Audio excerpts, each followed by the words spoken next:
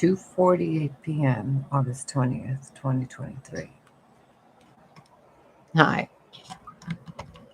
He's asleep. I'm playing with makeup. I figured I'd answer your question. I hope you can hear me. I don't really care though. I did turn the music off. Whatever. Sorry.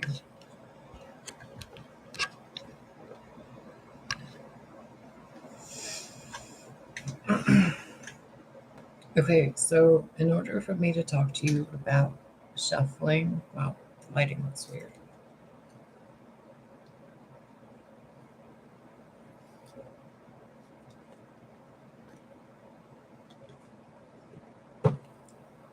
You got to comprehend something called the field.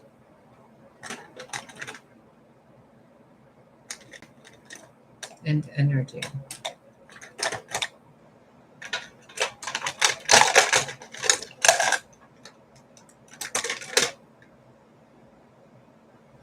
Think about it this way. A fish in a fishbowl is making waves. The waves hit the glass bowl, they come back to the fish. Kind of like sonar. There's over 1 billion different ways to shuffle a deck of cards. So that's why I'm kind of like, how do I even explain this to you? And then there's the field of consciousness. And then there's your consciousness. And then the reader's consciousness. And then there's the energy involved. A lot of things. And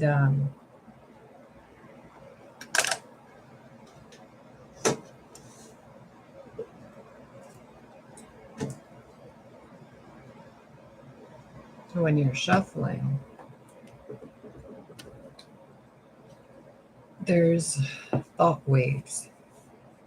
These thought waves have a resonance, a frequency, HERTZ, hertz.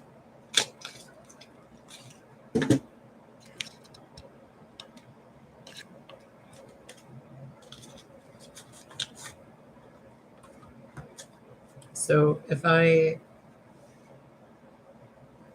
don't know if it's going to work or not, but if I think about the Two of Swords or the Empress card or the Star card, whatever, if I think about a specific one, or I have a specific question, then while I'm shuffling, the energy I'm asking and feeling is shuffling into this, and then the proper image describing it flops out. How does it flop out? Or what denotes which card is which? That depends on everybody individually. Some people work with spirits, actual entities that like move a card like that. Okay. Others, there's telekinetics, psionics, there's influencing the energy field through thought waves and intent. Then there's just opening up the field within yourself to the field outside yourself and allowing divine consciousness, divine intelligence to pick the cards. In a spiritual way, most people call it the Holy Spirit. In a scientific way, it's more like divine intelligence in action. So it's kind of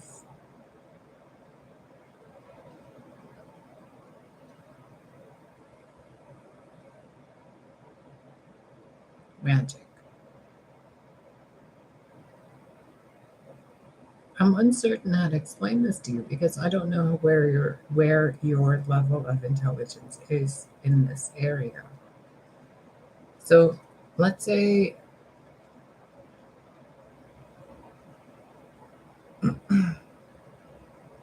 let's say an example a sibling of mine did when they were using cards. They did a reading for a houseplant. So, like, I'll pull a card out for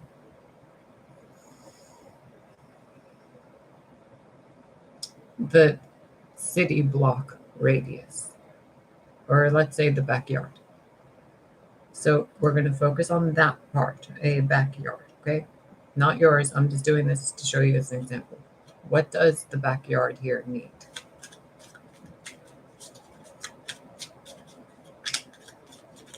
And something will pop out. See? It reversed over.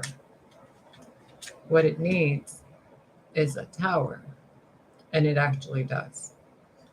What it needs is less grass, more soil, which would be a tower to what it is right now. The tower is a force akin to gravity. It's when divine intelligence sees a pattern occurring within something that isn't supposed to be that pattern. So it creates a tower, and then the pattern can reinstate itself. Similarly to cutting a leaf or a branch of a tree. The tree will try to regrow, but the pattern gets distorted. So there's a scar tissue thing going on there. But if you graft a tree, if you use your divine intelligence to take another branch from another tree and put it on that tree, tie it, then both those things live. Symbiosis. What does the backyard need? A tower. Currently, it's all grass. It has a tree back there, and nobody is allowed to plant anything at all. So it needs a tower. Now, what does the human body need to sustain itself physically, to survive?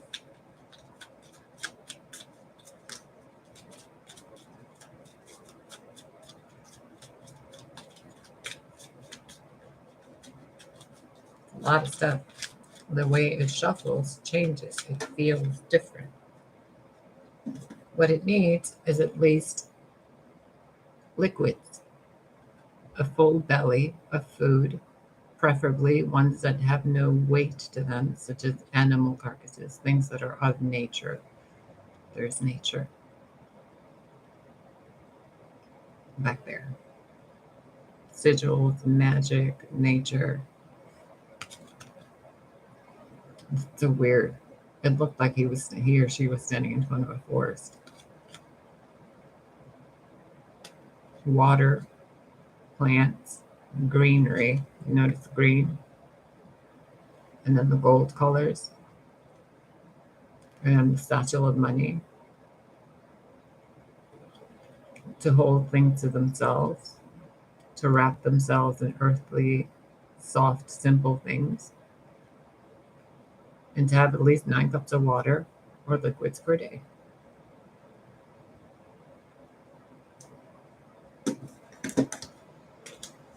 Or, isn't it funny?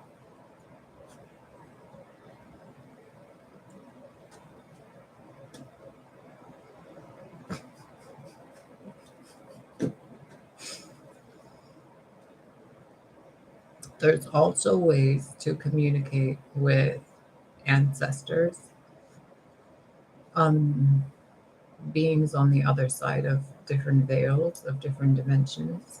There's lots of ways you can use cards. There's lots of ways you can sit and do the same thing by looking at clouds or looking at the leaves of a tree, looking at bees.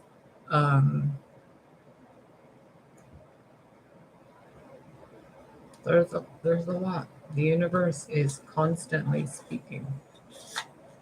It's a constant flow of information. Everything has a rhythm and an order in it. And when that order is disturbed, things don't go nicely. And when it's reinstated, things don't feel very nice. You know? And when something new is introduced, then things get even weirder. So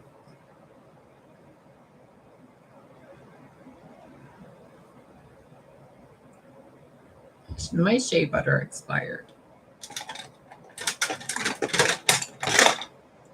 Anyway, I'm gonna go because I got a bunch of stuff I want to try. See if they're expired or not. So I hope this helps. There's a message in everything if you can decipher it, in all of the way the cards move, the way they fall, where they fall, how quickly, which direction, how many. There's also the numerical value of things, the colors, the sounds, the vibrations, the things you hear in the environment. But this is all relevant and only relevant, really, at a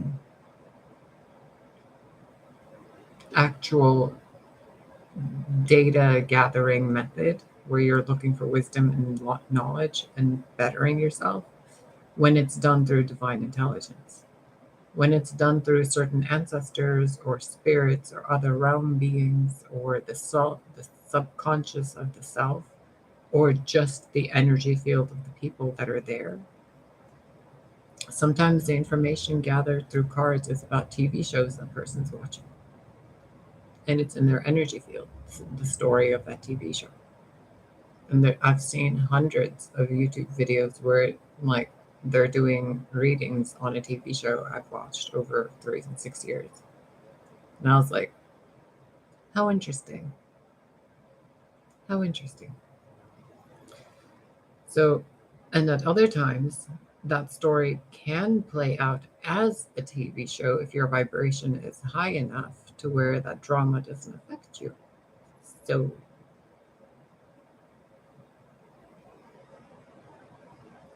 it depends on where you are, how you're perceiving things, and what your intentions are, and how connected you are to Source, to God, to divine intelligence. If you're disconnected, then you have to go through a medium. A medium being a deck of cards, all the different methods of doing magic, spell work, because you don't feel that direct connection. So you have to go through the elements, the theories, the subconscious, the matrix, the hive mind, etc. When you're connected to Source, it's all in front of you. All of it. You're looking at it and you can partake wherever you want. Because that's what being with Source is. Everything, everywhere, all at once. But you're also living and alive and human. So when you're picking those cards up, or you're picking up the wand, or you're doing something and you're shuffling energy around, be aware, have an intent. And when it's negative, when you're looking for information on other people, that's black magic. Because you're using the all-seeing eye to pry into someone else's life. Not good. When you're casting things to block other people, you're shuffling that energy around. And the patterns of nature and divine intelligence notice, hey, what the fuck? What the fuck? And then it course corrects by redirecting the energy back to where it came from, and then creating the path that the energy was supposed to take in the first place. That energy belonged to the practitioner. Why did the practitioner use it to cast black magic on someone else? Send it back to the practitioner. Because that black magic doesn't belong to someone else. Only the divine intelligence, the field, Source, God, the Most High, whatever you want to call it, has the authority to enact experiences in your life. When mankind does it, that's a trespass of free will. They can choose to do it, but in choosing to do so, they are forfeiting their choice to be able to do so again. because they are basically, I don't know if you play video games, they're activating PvP in a non-PvP zone.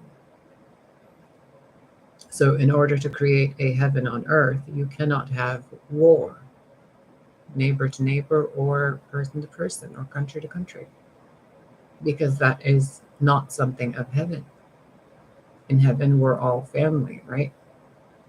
So what's your problem down here?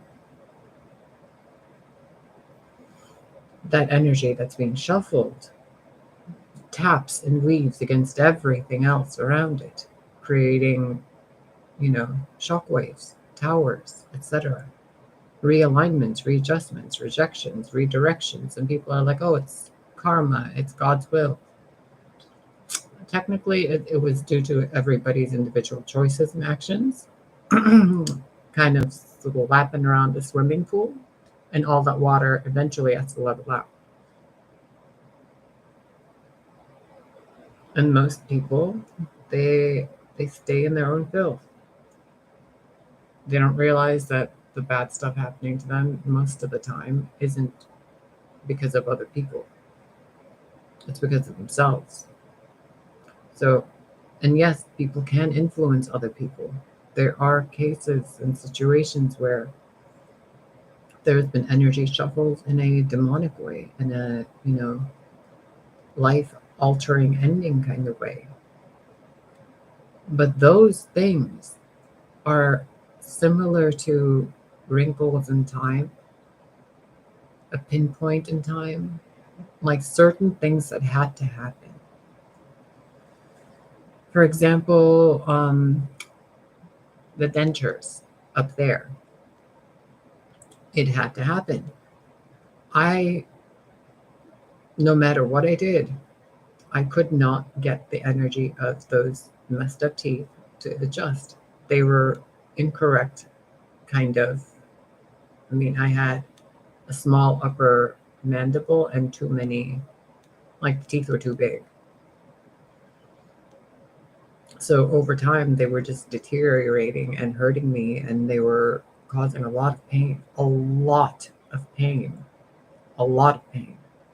One of the teeth was almost like the root was all the way up there. So in the recent 7 months, just a side note, or 8 months now, I've been going through a lot of recovery, a lot. And it was due to having all of that pain removed. And it's been like 8 months now where I'm just still just catching my breath from being like, holy shit, I was in a lot of pain. Physically. And I couldn't tell because the energy wasn't shuffling the right way. There was a blockage. So what happened, whether it was at the hands of black magicians or the teeth had to be removed, some people think they did black magic. The doctors, they were just bad teeth. They had to go from the start. No one did anything to cause any kind of trouble. No matter how much I would have lost, it wouldn't have made a difference. The teeth were breaking each other apart. I couldn't even get floss in between most of them. So, do you see how that energy goes everywhere? But when it's stopped in one place, something has to happen to remove it, to break it free.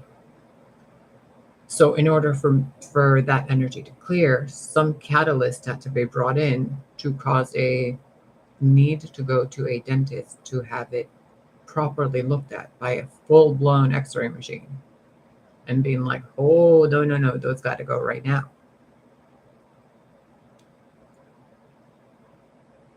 Same thing with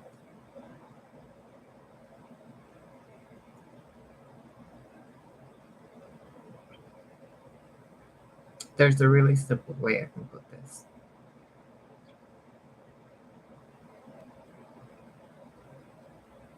I'll give you a little story. A rose can grow anywhere. Really, it can. If it wants to. But if the energy pattern within it is disrupted, it's only disrupted temporarily, even if it's genetically altered. Eventually, the original blueprint will overtake the manipulated genome.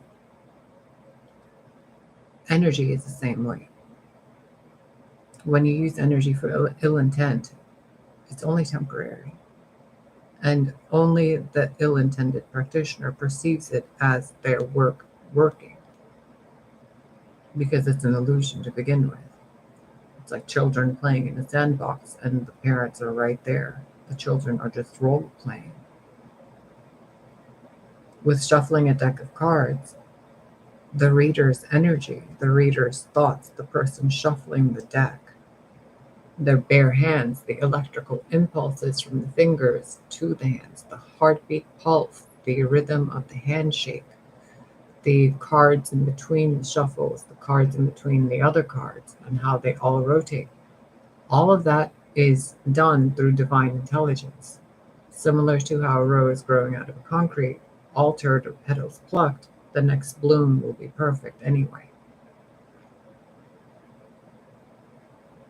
Are you following? Because this is really a big, big, big umbrella response to a very simple question about shuffling cards. But that deck of cards is the tip of the iceberg. Like the tip, sprinkle of one snowflake on top of an iceberg that goes from the atmosphere to the ground itself. There's a lot to it. There's a lot to this world, including computer devices that are made from quartz crystals. Your clocks, the watches on your hands, have little sheets of quartz crystal in them. Quartz crystals hold a pattern, a sequence, a rhythm of nature. People can use crystals to store information in them. They can use them to direct that energy. They can use them to do a lot of stuff, to heal even, especially actually. That's what they should be used for. But again, it depends on the energy of the person and the person they're reading for. Now, when you're shuffling a deck of cards and it's for a collective, that's one person opening a door to a theater where the audience is the show. So that reader has to read all of that energy like a field of flowers. And then they have to describe to you each petal's problem and each petal's resolution. But divine intelligence doesn't work that way. Divine intelligence says all these flowers have a certain color in common. All these flowers share a certain terrain in common. All these flowers have a certain atmosphere in common. They have certain pests, they have certain beneficial things. And then they have certain needs and wants. They have a certain cycle and pattern. It's mankind with their choices that trampled over that. So those readers are required to be qualified to give those messages in a proper, general, yet specific way, which not many can do. So the stories that most of them receive through their mind is based on the energy they hold and the dictionary of reference they have in their subconscious. So if it's someone from a stereotype A situation reading for people in a stereotype XYZ situation, it makes no sense. Like if somebody came to this channel and they were dealing with billionaire problems, like I don't know. Energy. It's fluid and you can't control it. So when you're watching card readings, when you're hearing those things, be aware that it's a general description of a scenario and a vibration going through the field, and that is being translated by the reference book of the channel, reading to you and translating that energetic song.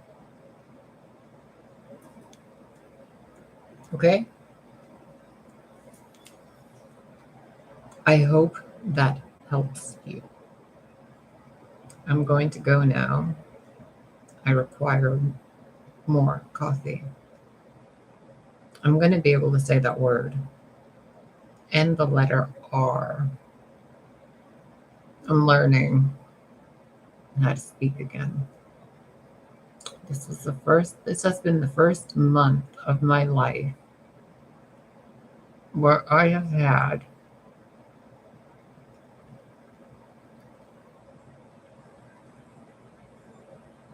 I need food. Anyway, I'm going to go. I love you. And, oh, right. I'm on the internet. If you have any questions that you want answered that are relevant and can teach other people something, please feel free to ask.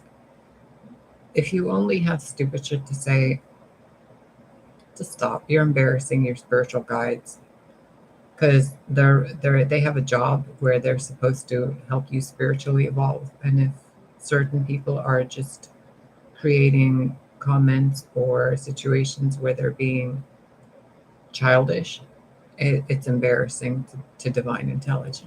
Okay? So I don't know if your mother has ever told you, if you have nothing nice to say, don't say anything at all. And if you do, make it constructive. You don't need to show people your lack of intelligence by being ugly. Also, those of you who have nice things to say to each other, say them. What is your problem? Does it hurt to be nice to people?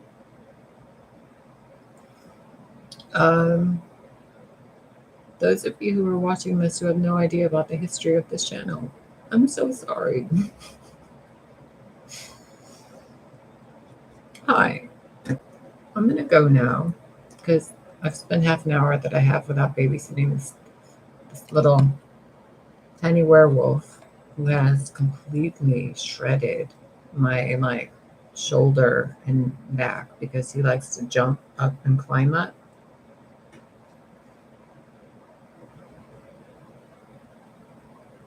He's so cute. Anyway, I'm going to go and enjoy my time.